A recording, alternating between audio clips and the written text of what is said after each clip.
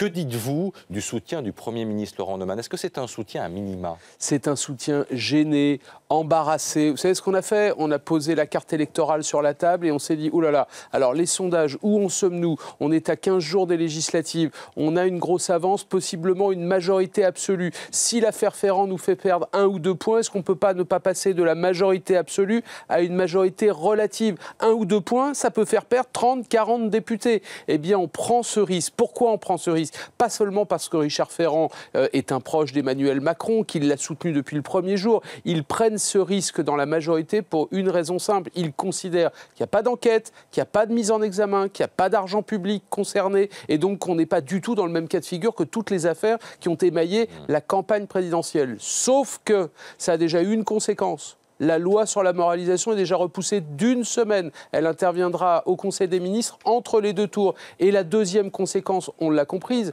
c'est le risque du feuilleton. Et on a déjà vécu ça pendant des semaines et des semaines avec François Fillon pendant la campagne présidentielle. Là, ça fait 8 jours que ça dure. En l'état actuel des choses, Richard Ferrand est encore soutenu. Est-ce que ce sera le cas la semaine prochaine? Je ne peux même pas vous le dire.